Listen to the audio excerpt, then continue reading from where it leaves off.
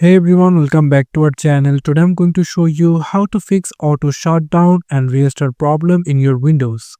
So how you're going to fix it?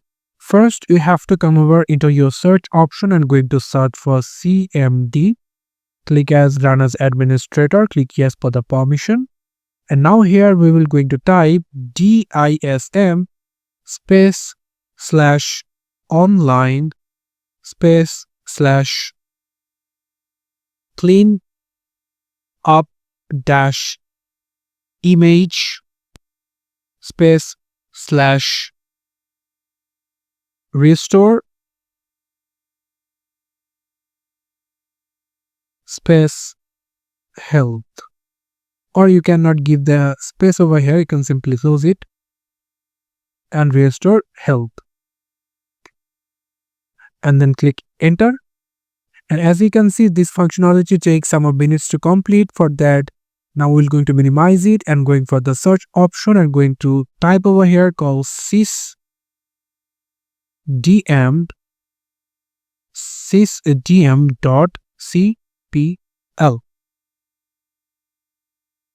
Click open.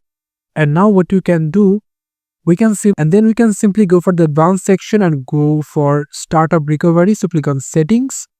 And from here you can see there is an option called system failure and there is an option auto checked called automatically restart. So we're going to uncheck it and then going to click on OK another time, and then we will going to search for power cfg.cpl,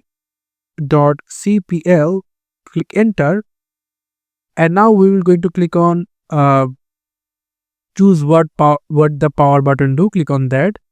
And from here you can simply click on change setting that are currently unavailable. We will going to click on that, and then we'll going to uncheck turn on for startup and then click save changes.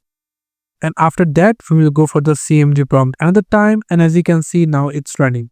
So it will take some minutes to complete. For that we will going to keep patience.